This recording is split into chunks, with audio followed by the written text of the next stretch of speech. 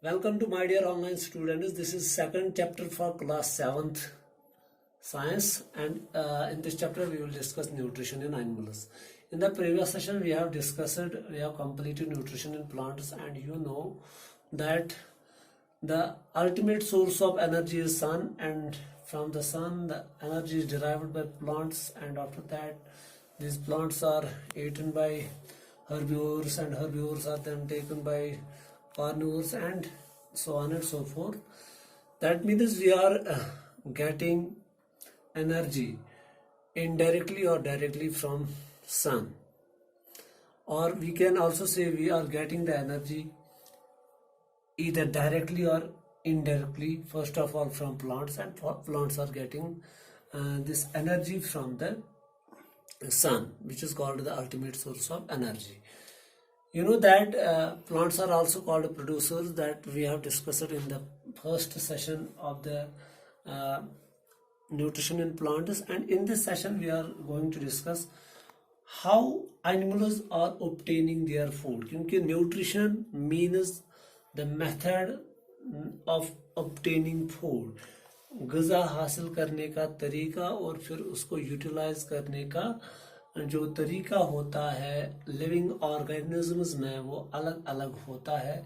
Plants में अलग तरीके का न्यूट्रिशन होता है, एनिमल्स का में अलग तरीके का न्यूट्रिशन होता है, माइक्रो ऑर्गेनिजम्स में अलग तरीके का न्यूट्रिशन होता है.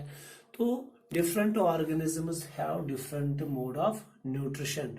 और अब सबको पता है कि जितने भी ऑर्गेनिजम्स हैं उनको क्या होती है, उनको ग़िज़ा की ज़रूरत होती है for the survival and growth. यहाँ पे हम लिख सकते हैं all organisms require food for the survival and growth. जिंदा रहने के लिए और ग्रोथ करने के लिए सभी लिविंग ऑर्गेनिजम्स को किसकी जरूरत पड़ती है, ग़िज़ा की जरूरत पड़ती है. और इस ग़िज़ा में जो डिफरेंट कंपोनेंट्स होते हैं, जो मैंने डिस्कस किए हैं पहले ही चैप्टर में, डिफरेंट कंपोनेंट्स जो इसमें होते हैं, सपोज कार्बोहाइड्रेट्स होते हैं,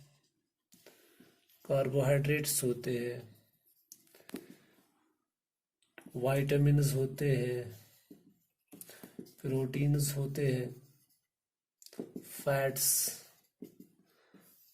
रफेज, minerals.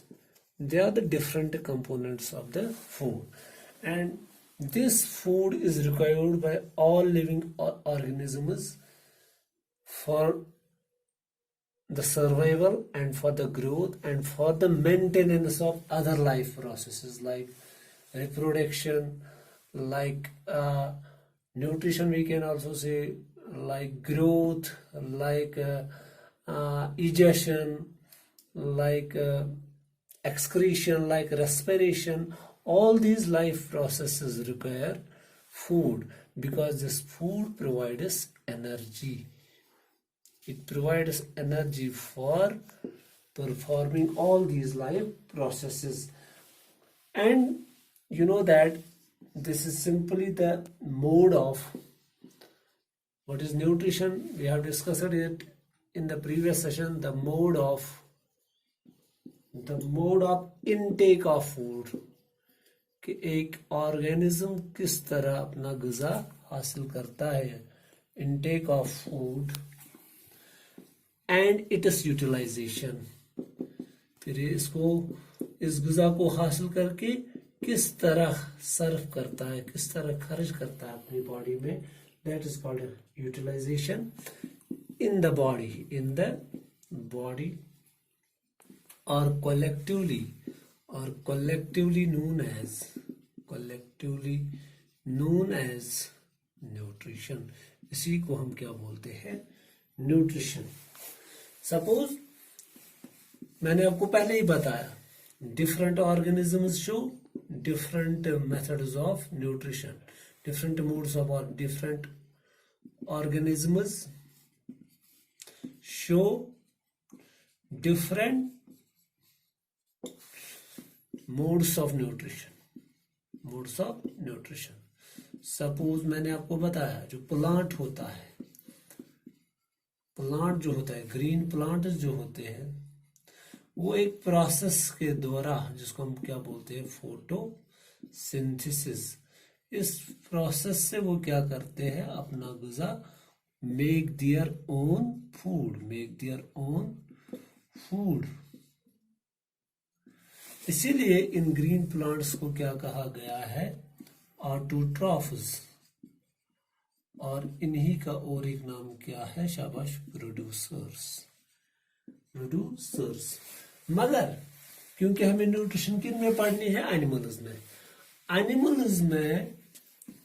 एनिमल्स में फोटोसिंथेसिस नहीं होती है, एनिमल्स में ये वाली प्रोसेस नहीं होती है।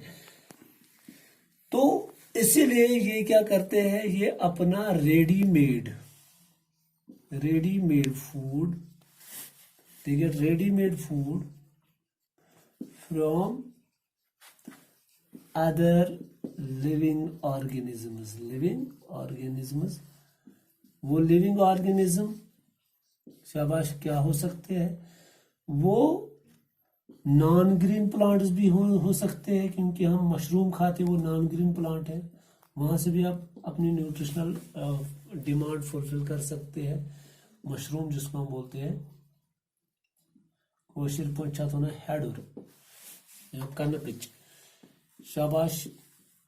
इसी तरह हम प्लांट से भी, ग्रीन प्लांट से भी अपना ग़िज़ा हासिल कर सकते हैं, हम एनिमल्स से भी अपना ग़िज़ा हासिल कर सकते हैं।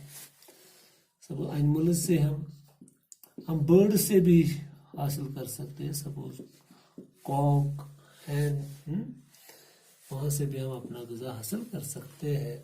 एनिमल्स से मीट, मिल्क, चीज़ वगैरह ये हम हासिल कर सकते हैं, कहाँ से, तो कुछ प्लांट्स हम डायरेक्टली खाते हैं, कुछ प्लांट्स को पहले दूसरे जानवर खाते हैं और फिर उस जानवर को हम खा सकते हैं। That means we are totally dependent on each other. हम एक दूसरे पे दारमदार रखते हैं, हम प्लांट्स पे दारमदार हैं और प्लांट्स हम पे दारमदार हैं।